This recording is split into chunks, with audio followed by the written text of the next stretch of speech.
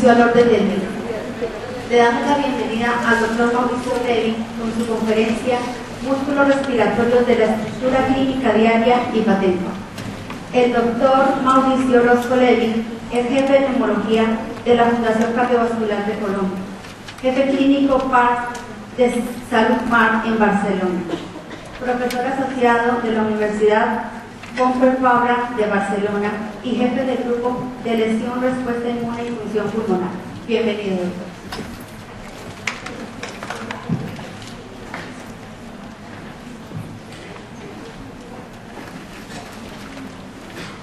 Muy buenos días a todos. Es un placer estar aquí. Gracias por la invitación, especialmente a toda la organización del evento. Les auguro y les deseo muchísimo éxito. Un éxito que para nosotros también es un gran atractivo de poder venir a compartir parte de lo que es nuestra investigación y lo que yo creo que para un grupo docente, científico, académico en terapia respiratoria, en rehabilitación respiratoria, creo que tenemos algunas cosas interesantes que aportar y sobre todo que criticar. Yo voy a señalar sobre esta diapositiva. Básicamente el contenido de mi charla tiene estos 5 puntos en donde yo quiero resaltar y convencerlos de la importancia que tienen los músculos respiratorios en su área profesional. Y esto me permite iniciar con un concepto que es que ustedes pueden ver en su práctica profesional que no todos van a favor del entrenamiento de músculos respiratorios y que hay otros que son promotores del entrenamiento respiratorio. Posiblemente cuando yo termine estos 15-20 minutos de la charla, ustedes estarán convencidos de que sí realmente es importante hacerlo y que en los programas académicos convencionales no se le ha dado la relevancia que tienen, probablemente en relación con diferencias en las escuelas y en las tradiciones. Probablemente no ven nada ustedes aquí, pero tendrán que creerme que si ustedes colocan una búsqueda de entrenamiento de músculos respiratorios o músculos respiratorios, tienen más de 30.000 publicaciones en el PubMed. El concepto no es un tema de interés individual, sino que hay interés general de estudiar, de entrenar y evaluar los músculos respiratorios. ¿Qué argumentos tienen los que llamamos opositores o la gente que no lo utiliza? Muchos argumentos, yo los coloco entre comillas porque es lo que más de casi 20 años nuestro grupo ha venido escuchando y que era lo que sucedía convencionalmente, pero nosotros creemos que ustedes tienen argumentos actualmente de medicina basada en la evidencia para que ustedes se puedan convertir en promotores fundamentalmente porque todos estos argumentos ustedes los pueden refutar con ciencia y que además lo pueden llevar a la atención primaria. Es decir, que estos entrenamientos y evaluaciones no están determinados en un campo de experticia o en un laboratorio monográfico. He organizado la charla, entonces creo que son 8 preguntas, pero que son 8 preguntas que desde mi punto de vista como clínico, para ustedes como terapistas, tienen importancia. Lo primero es, ¿por qué los músculos respiratorios son importantes? En un foro de terapistas respiratorios, fisioterapeutas, rehabilitadores, no es avesado venir a decir esto, pero yo creo que es importante contextualizarlo. Cualquier enfermedad pulmonar tiene estas características: altera las vías aéreas, daña el parénquima y cambia los volúmenes pulmonares y altera las relaciones ventilación-perfusión.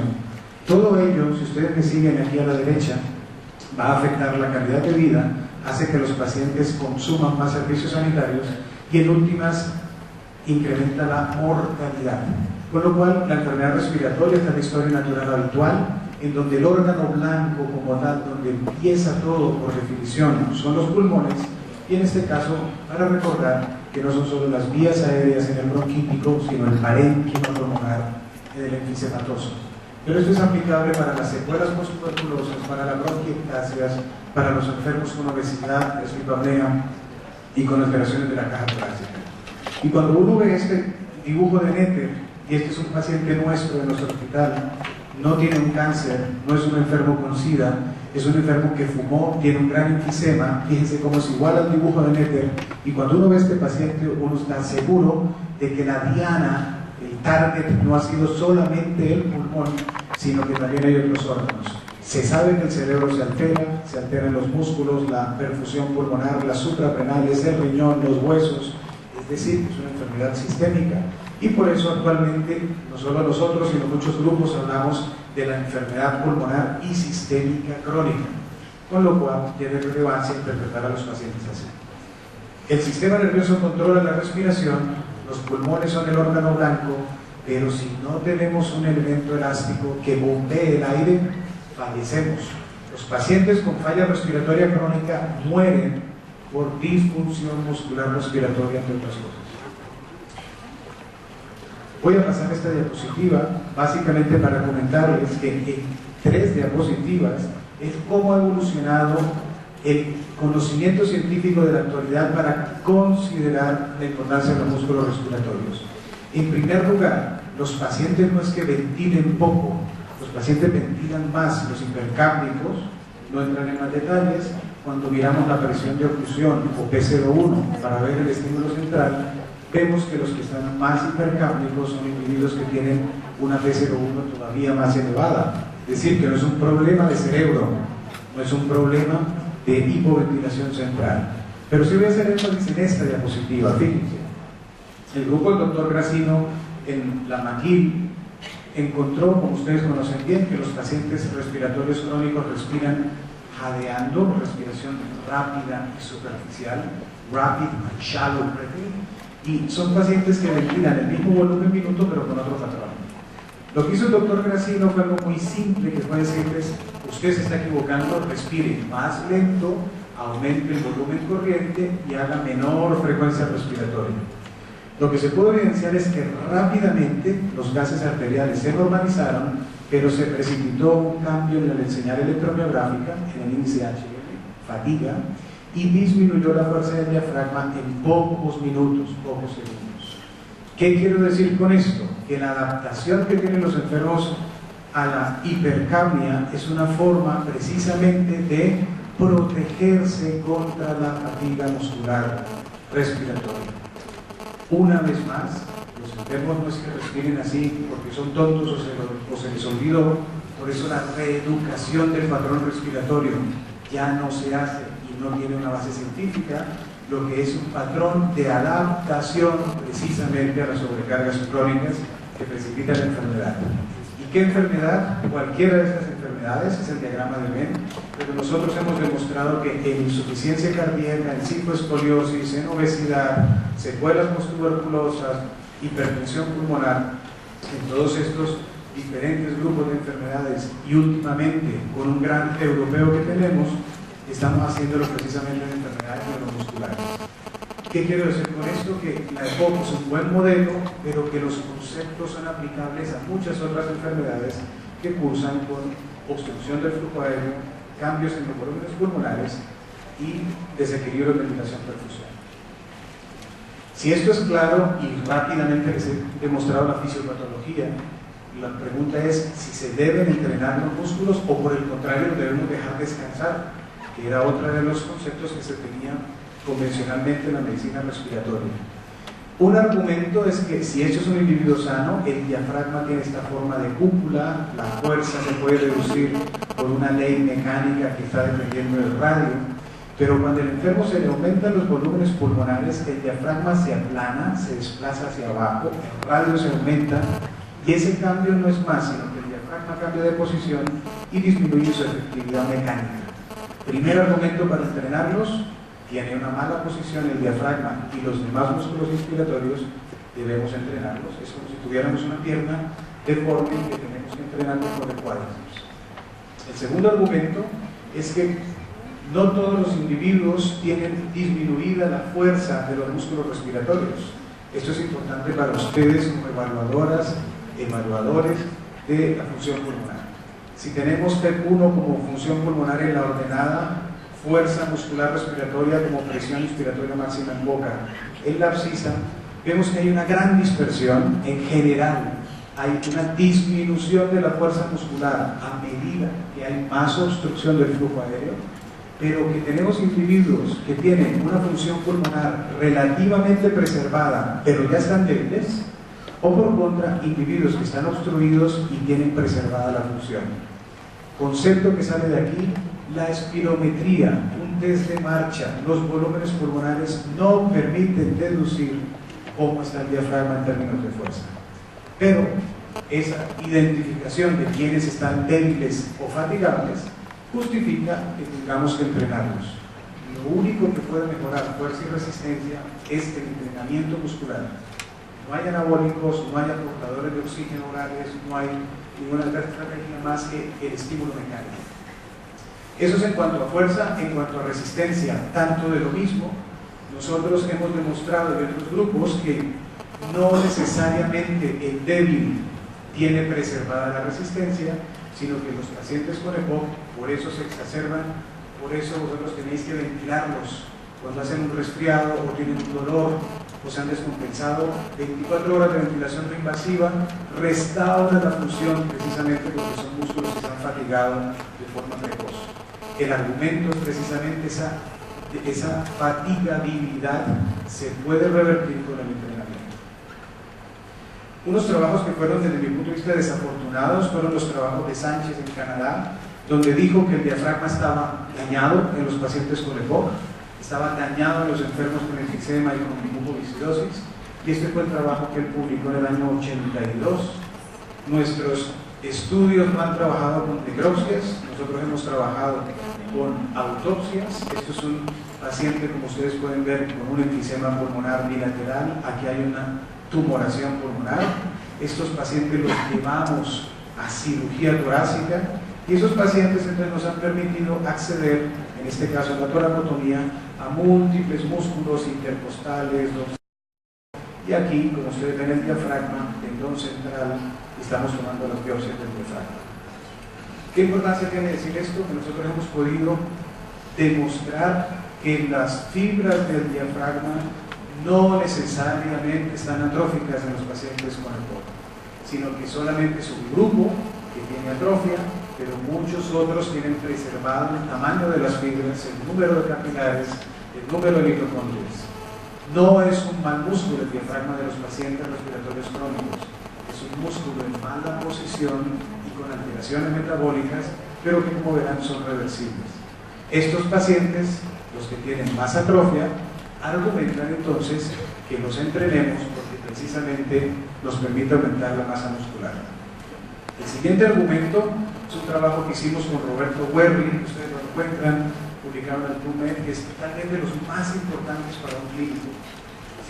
Por favor, síganme aquí el puntero, la gráfica de la derecha. Tienen ustedes un TAC de tórax. Acá se ven los músculos intercostales externos. Este es un paciente con una característica clínica, y es que ha ingresado varias veces al hospital. Esta es una primera vez. Lo que pudimos demostrar es que los pacientes que tienen más atrofia de los músculos inspiratorios son los que tienen más necesidad de ingreso hospitalario. ¿Qué quiere decir de otra forma?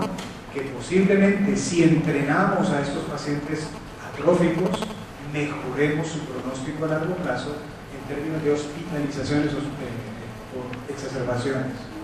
Argumento ya no solamente teórico, sino clínico real. Más importante aún, trabajo también europeo. Cuando miramos a los individuos débiles que tienen disminuida la fuerza muscular respiratoria y miramos su supervivencia independiente de otros factores, vemos que los que tienen preservada la fuerza tienen mejor sobrevida que aquellos que son débiles. Clínicamente quiere decir que los pacientes que tienen mayor disfunción muscular respiratoria tienen peor pronóstico a largo plazo. Es posible entonces suponer que si los entrenamos y los sacamos de esta zona, podamos mejorar la supervivencia de los pacientes. Otro argumento entonces para entrenarnos. Otro argumento es que la disfunción muscular no es solamente respiratoria, sino que existe un componente sistémico global, que probablemente lo habéis escuchado mucho: mediadores inflamatorios, malnutrición, desequilibrio, redox, muchas cosas, y que si uno mira no solo la NIM, sino también la expiratoria máxima, fuerza de las manos, fuerza del cuádriceps, desde marcha, siempre los pacientes respiratorios tienen señal de que hay una disfunción muscular, no solamente por mecánica, sino por unos conceptos metabólicos que deterioran la función muscular global. con lo cual el entrenar estos músculos previene de que ese deterioro progrese o aparezca. Si ponemos todo esto en una sola diapositiva, nosotros proponemos que el músculo como depósito de proteínas, cuando ocurre cualquiera de estas agresiones, sedentarismo, ingresos, fármacos, antibióticos, corticoides, infecciones, cada uno de ellos quita proteína y por eso es que se producen las atrofias de los pacientes crónicos, como si fuera un paciente oncológico. Y hay mecanismos persistentes, pero no en todos los individuos ocurre lo mismo de igual manera. Esto nosotros le llamamos la teoría del pozo de petróleo y quien quiera poderlo revisar lo puede encontrar en esta publicación que ustedes tienen. Argumento relacionado con esto es que hay muchos factores sistémicos que pueden ser persistentes o simplemente aparecer ocasionalmente y que se pueden revertir con el entrenamiento. El problema es, si tenemos todas esas evidencias, ¿cómo voy a sobrecargar más un músculo si ya el músculo está alterado, está disfuncionante, está atrófico? No entro en detalles, pero les voy a mostrar datos de evaluación de la función muscular y de la estructura. Y eso es un trabajo especialmente interesante, fue parte de mi tesis doctoral, tiene ya años, por eso lo digo. Esto es daño de las sarcómeras. Ustedes ven aquí a la izquierda las sarcómeras rotas, donde la unidad funcional del músculo, que es la sarcómera, ha perdido su continuidad y entonces evaluamos eso en una técnica de microscopía electrónica. ¿Qué es importante? Fíjense, individuos sanos ya tienen daño, lo cual quiere decir que eso es fisiológico. Los individuos que hacen un ejercicio inspiratorio, el diafragma se rompe, es conocido en músculos esqueléticos. Pero fíjense, los pacientes con EPOC ya tienen más daño de forma basal cuando los evaluamos en su diafragma y encima cuando hacen un ejercicio el diafragma se rompe más. Es decir, la daño o ruptura de sarcómeras es fisiológica, está incrementada en la EPOC y si hacen ejercicio empeora. ¿Cómo interpretamos entonces esto? Podríamos decir, no los entrene, porque usted cuando los va a entrenar, inclusive le va a aumentar el daño. Pues nosotros, precisamente para responder esta pregunta, pasar estas dos diapositivas, si me permiten, lo que hicimos fue evaluar qué pasa cuando el individuo se entrena repetidas ocasiones, no solo una vez. Saben que en la cultura popular del fisicoculturista y del gimnasio se dice que si el músculo no duele es que el ejercicio no está sirviendo. Y ese precisamente ese dolor que se decía que era el lactato que se acumulaba entre los cristales y toda esta historia, no es tal, sino es ruptura muscular que precipita inflamación. Entonces el entrenamiento es daño, reparación, daño, reparación, daño, reparación, y esa es la dosis de sobrecarga para inducir fenómenos de reparación. Ustedes tienen aquí estudios nuestros hechos en humanos en donde demostramos que si no hace ejercicio no se rompe, si hace solamente 5 sesiones, fíjense cómo está roto, pero ya cuando ha hecho 30 sesiones el músculo se rompe menos. Concepto, adaptación o entrenamiento. Y es importante entonces que este fenómeno de adaptación los pacientes lo tienen preservado. Es decir, el entrenarlos no empeora su función muscular. Ese es el concepto importante porque en algunos grupos se decía el concepto del descanso muscular y las técnicas de ahorro de energía. Nosotros creemos que eso ha de ser reevaluado y que se ha reevaluado. Igualmente, no solamente las sarcómeras, ustedes ven aquí unas manchas, pero básicamente es una técnica molecular con la cual nosotros podemos detectar dónde se está dañando la fibra, qué células se están dañando, pero lo importante, fíjense, es que cuando a medida que se va entrenando el músculo, día 0 y luego aquí, luego de 48 horas, hay daño, pero luego el músculo se repara. Es decir, el ejercicio induce unos fenómenos a nivel de membrana muscular, a nivel de sarcómeras y a nivel genético, que se llama reparación. Si nos pasamos de ahí, producimos fibrosis. Y eso entonces es lo que ustedes como terapistas y como rehabilitadores son expertos, que es cuál es la dosis ideal de ejercicio, como si fuera un fármaco, para que induzca adaptación cuando hacemos sesiones repetidas.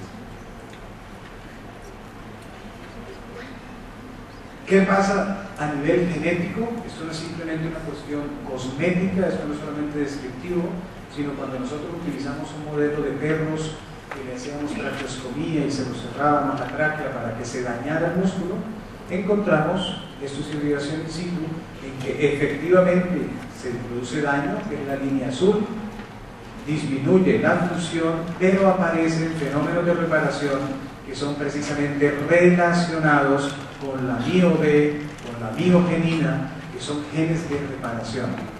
Demostramos entonces, efectivamente los músculos respiratorios se dañan si los sobrecargamos, pero se precipitan fenómenos de reparación. Y eso es lo que vosotros conseguís cuando hacéis el entrenamiento muscular respiratorio.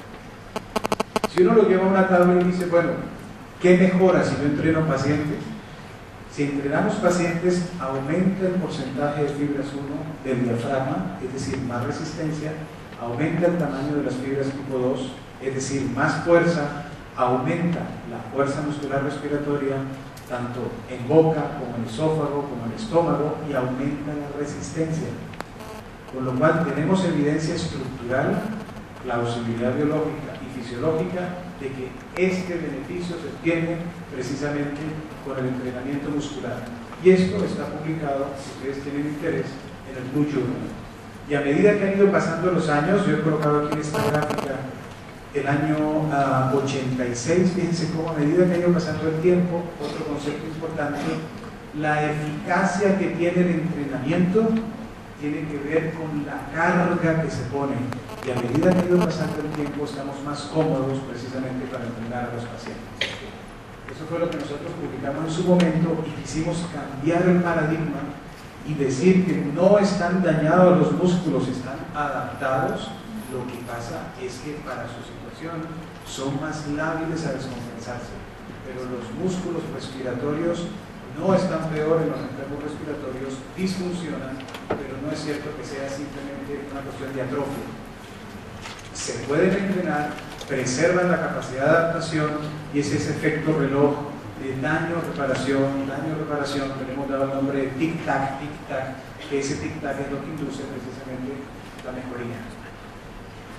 Y una vez que entrenamos a los pacientes, hay cambios moleculares, no entrar en detalles, hay cambios moleculares conocidos, pero que si dejamos de entrenarlos se pierden más o menos a las 8 semanas.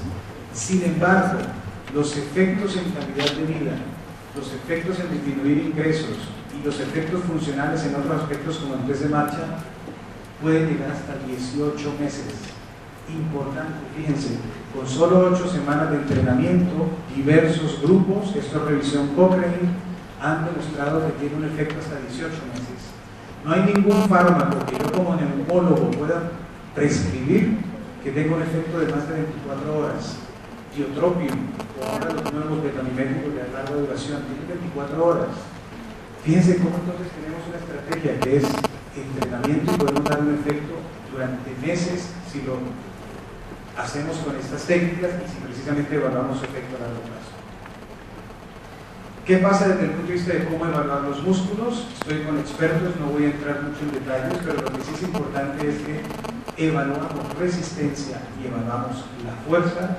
¿Cómo evaluar resistencia y fuerza? Nosotros evaluamos fuerza medida en boca, una técnica fácil, simple, reproducible. También lo evaluamos en esófago, en estómago, a partir de las maniobras de Smith o de Mueller. Inhalar, esnifar o chupar a través de una válvula, técnicas que precisamente son fisiológicas, reproducibles y que nos dan estas curvas de presión, como ustedes bien conocen, que a medida que hay más debilidad, la curva de presión está disminuida respecto a los valores de referencia. Las de compliance que utilizamos para colocarlas en el esófago y el estómago, en estas posiciones, y permite cuantificar entonces la fuerza del diafragma. Esa fuerza del diafragma o presión transdiafragmática es la suma de esta presión negativa más esta presión positiva en el abdomen. Conclusión, tenemos medidas objetivas para ver cómo están todos los músculos inspiratorios, pero también cómo está solamente el diafragma.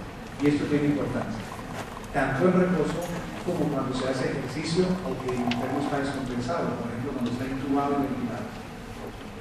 En cuanto a fuerza expiratoria, tanto de lo mismo en boca, en esófago, en estómago, con las maniobras de tos o de Valsalva, de humo, la presión obviamente es negativa, positiva en las vías aéreas, tanto el esófago como el estómago. En conclusión, podemos evaluar por compartimentos: diafragma, inspiratorios, accesorios, expiratorios.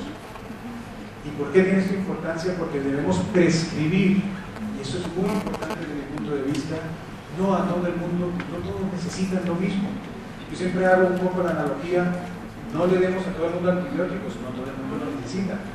No todos necesitan broncodilatadores, depende de su enfermedad. Pues la rehabilitación de a todo el mundo le hago lo mismo está reevaluada. Hay que evaluar los compartimentos que están más afectos y prescribir cuál es precisamente la estrategia que va a ser más beneficiosa. ¿Cómo evaluamos resistencia? Un test que es para músculos inspiratorios, un test que es para músculos expiratorios, que fundamentalmente lo que hacemos es poner a respirar a los pacientes en válvulas de 3 vías. Este fue nuestro primer prototipo de una válvula que patentamos y que generamos, y que fundamentalmente busca que a medida que ponemos cargas, el músculo, fíjense, esta es activación electromiográfica, se activa más. Si ponemos cargas más altas, activaré más el músculo y entonces podemos evaluar presión, función en estos pacientes. Estas son las curvas que hacemos, es como un test de esfuerzo de cicloergometría. En este caso, para músculos expiratorios vamos colocando cargas incrementales hasta que el paciente claudica. Eso es un símbolo de resistencia. Y si lo ponemos solamente en el circuito inspiratorio, podemos entonces dar la respuesta de qué tanta resistencia tienen los músculos inspiratorios. Pero más aún, tenemos disposición de evaluar de forma no voluntaria los músculos respiratorios. Un paciente intubado, sedado, un paciente que no colabora, un paciente con enfermedad neurológica, podemos hacer la estimulación eléctrica del nervio frénico en el punto de ER, lo que se llama PDI twitch, o podemos hacer estimulación magnética en la médula a nivel de los puntos de ER, o también bilaterales, unilaterales, es decir, que podemos definir y sacar el sistema de dónde está la alteración, si es que existe. ¿Qué equipos y qué esquemas se deben utilizar? Yo creo que esto es importante desde el punto de vista clínico. Cuando uno quiere dar una charla, probablemente hay diferentes conceptos y surgen estas preguntas: ¿qué válvula se le lleva para la casa? ¿Lo hago aquí en el hospital? ¿Le doy anabólicos o no? Pero todo eso se puede resumir en que tenemos que hacer una sobrecarga específica que mejora el músculo que entrenamos y que si se deja de entrenar a largo plazo se pierde el efecto. Y sobre esta base nosotros podemos decir que los costos que tiene la rehabilitación y que las implicaciones que tiene, es fundamental lograr la participación del paciente. ¿Qué válvulas existen? Estas son todas las válvulas que conocemos nosotros, y les resalto una aquí abajo, que es una válvula que hemos hecho tanto Colombia como España, que es esta, que está patentada, que está comercializada, y que si me corre el vídeo,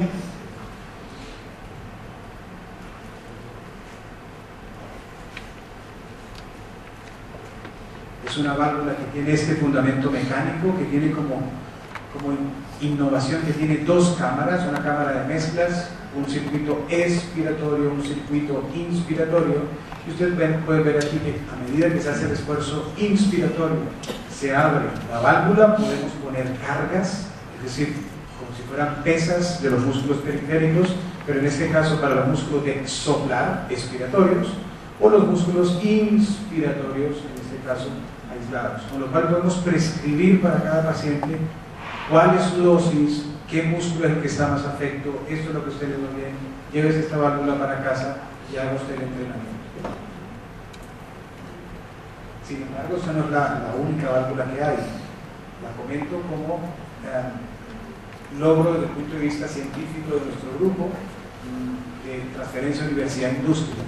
Por lo cual no estoy diciendo que esta sea la única válvula, es la que más nos gusta, porque creo que cumple con muchos criterios, pero obviamente no tengo ningún conflicto de interés en ese sentido. ¿Qué modalidad se debe utilizar? Tiene que ser mixta. El autoadministrado solo se sabe que no sirve, el que va al hospital siempre no sirve, entonces tiene que ser mixto, tiene que ser un paciente que se lleva su válvula, que es capaz de hacer cada día el entrenamiento.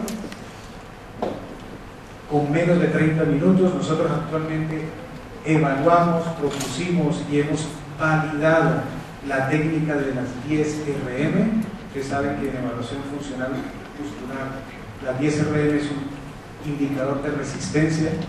Si se entrena a la carga máxima que ese paciente puede hacer, 10 repeticiones y descansa, y hace 5 series en la mañana, a las 2 semanas se logra el mismo efecto que si ustedes invierten 12 semanas de entrenamiento a cargas bajas. Es decir, protocolo simple, protocolo generalizable, no depende de un experto, sino depende de alguien que sepa cómo titular las 10 RM, que se titula con ensayo-error. Se pone la válvula, el paciente va respirando, si es un paciente intubado, va respirando, titulamos cuál es su carga, entonces va haciendo esas 5 series en la mañana. Lo hemos hecho en evaluaciones hasta de 2 semanas y sabemos que entonces induce un efecto tan eficaz, tan rápido, tan en magnitud equivalente que si son más semanas. Lo que es importante es que no se deben utilizar sistemas resistivos. Ustedes probablemente recuerdan el Piflex, que es ese aparatito que le vamos cambiando los agujeritos. Pues se sabe que no sirve para el entrenamiento porque los pacientes empiezan a respirar lento para disminuir la sensación de disnea. Empiezan a respirar más lento y entonces no hacen la carga. Lo que se debe utilizar son sistemas umbrales, de apertura umbral.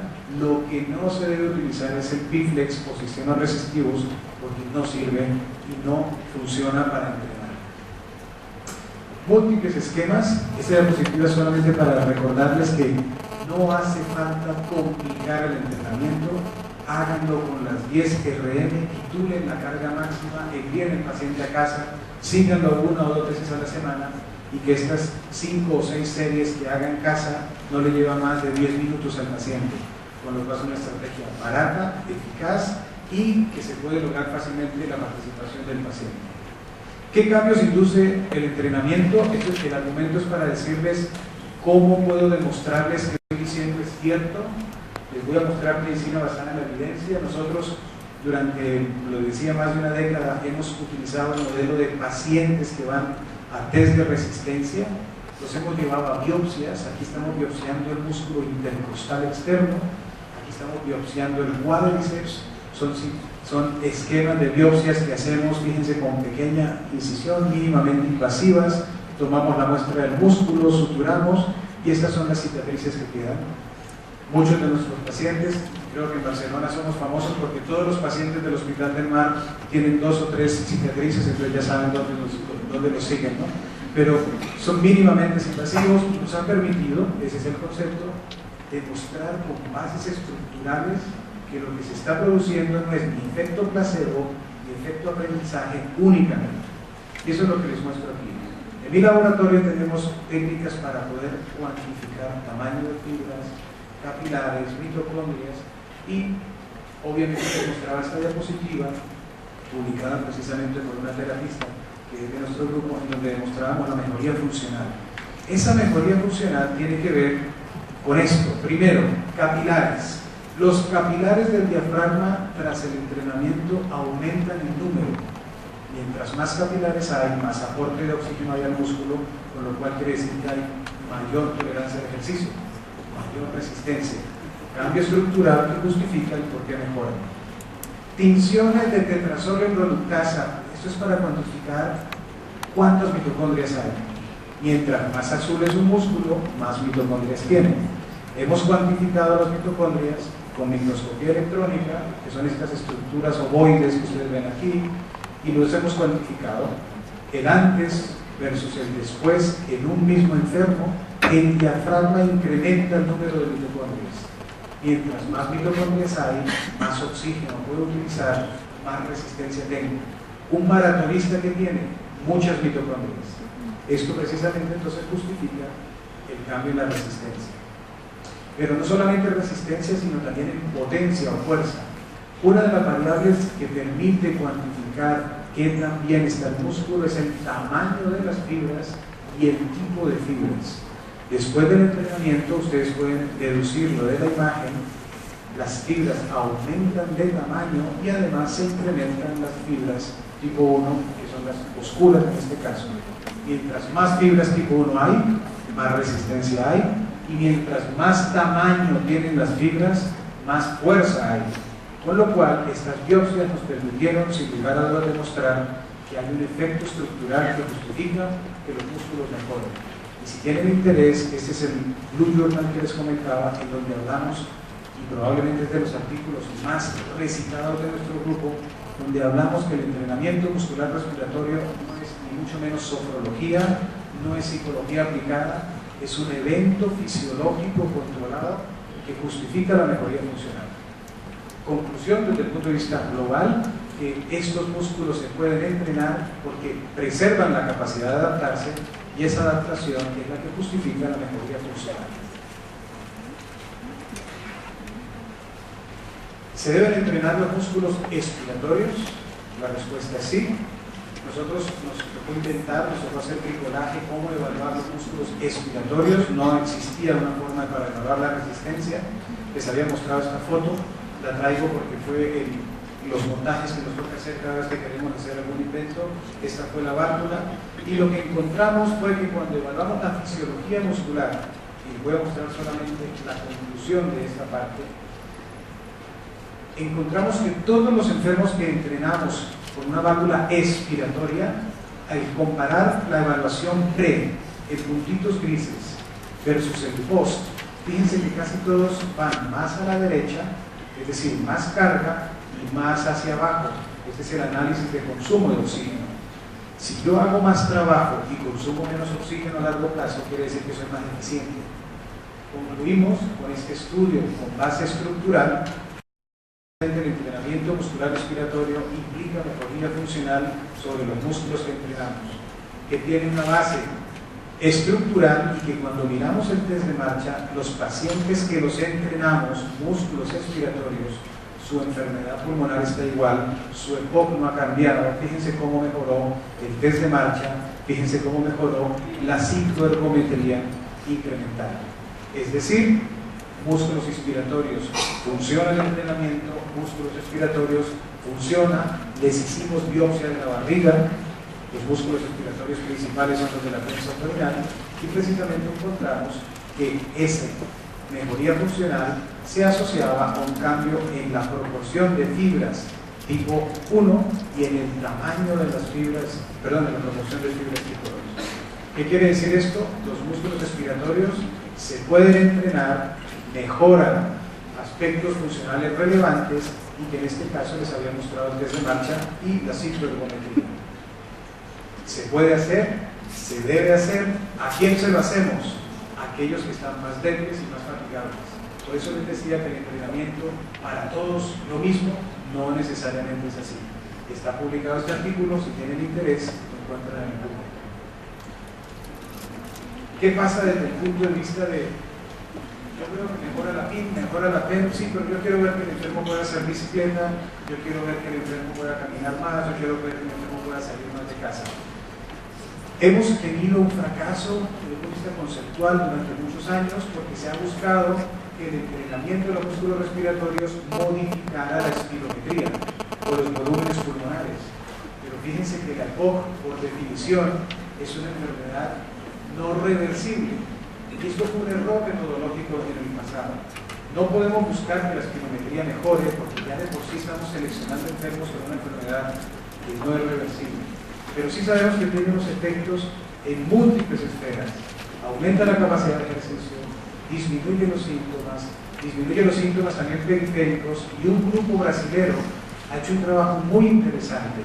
Ha entrenado músculos inspiratorios, pero lo que evaluaron fue cuádriceps, y encontraron que hay un efecto de transferencia, que aquellos que son más eficientes en diafragma roban menos sangre al cuádriceps, y le dieron el nombre de metabolic reflex. Es decir, tiene efecto sistémico, porque si soy más eficiente en diafragma, más proporción del gasto cardíaco puede ir a los periféricos. Y cuando uno va a la Cochrane, fíjense, esto no es mucho menos estudios nuestros, son revisiones sistemáticas, en este caso la CAS, probablemente lo conocen, es una autoridad en rehabilitación respiratoria, demostró con este metaanálisis que diferentes aspectos o dominios de la calidad de vida relacionada con la salud mejoran cuando se hace el entrenamiento muscular respiratorio. La disnea, la fatiga, la función emocional, la capacidad de ejercicio también, pero fíjense, el control de la enfermedad respondido por el paciente.